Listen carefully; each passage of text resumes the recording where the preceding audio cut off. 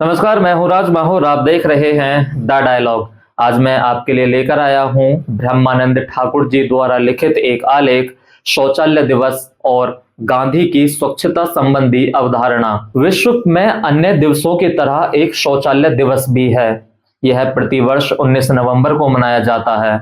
इस बार इस दिवस को 19 नवंबर से 10 दिसंबर यानी मानवाधिकार दिवस तक मनाने का कार्यक्रम है। लिहाजा यह सरकारी अभियान 21 दिनों तक चलेगा। इस विश्व शौचालय दिवस के अवसर पर स्वच्छ भारत मिशन ग्रामीण एवं लोहिया स्वच्छ बिहार अभियान के तहत शौचालय पर केंद्रित कई कार्यक्रम होंगे।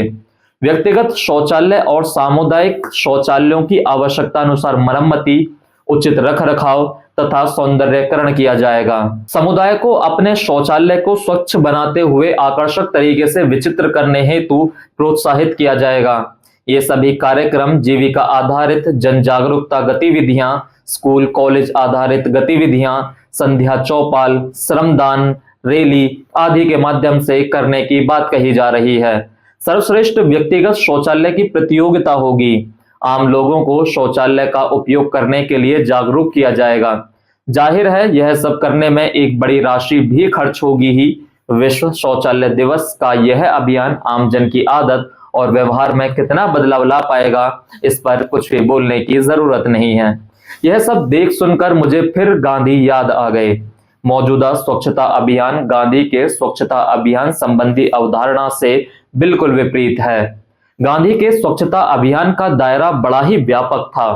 स्वच्छता से उनका आशय पृथ्वी, जल, वायु और पर्यावरण संरक्षण के साथ पूरी प्रकृति के संरक्षण से है। आज एक समस्या का समाधान करते हुए दूसरी समस्याएं पैदा की जा रही हैं, जो गांधी के विचारों से कतई मेल नहीं खाता। पूंजीवादी व्यवस्था में मुनाफे के लिए जल, जंगल, जमीन, पहाड़ आदि बहुमूल्य प्राकृतिक संसाधनों के अविवेकपूर्ण दोहन के कारण पर्यावरण अभूतपूर्व संकट के दौर से गुजर रहा है। जीवनदायिनी नदियां, जिसके तट पर कभी हमारी सभ्यता और संस्कृति का निर्माण हुआ था, आज भीषण संकट से गुजर रही हैं।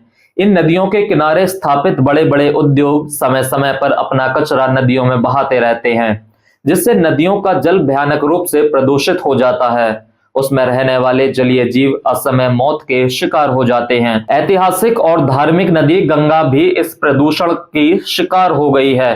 गंगा मुक्ति आंदोलन से जुड़े कार्यकर्ता गंगा की अविरलता को बचाए रखने और इसे प्रदूषण रहित बनाने के लिए समय समय पर आवाज उठाते रहे हैं। सेमिनार और विचार गोष्ठियां भी आयोजित होती रही हैं। जंगलों की अंधाधुंध कटाई से पर्यावरण संकट में है। अत्यधिक मुनाफे के लालच में हमारे प्राकृतिक संसाधनों के अविवेकपूर्ण दोहन से जो संकट पैदा हुआ है, उसे गांधी के बताए रास्ते से ही दूर किया जा सकता है। जरूरत है स्वच्छता संबंधी अवधारणा को व्यापक रूप से देखने और समझने की। स्वच्छता का अर्थ सिर्फ शौचालय तक ही सीमित नहीं है।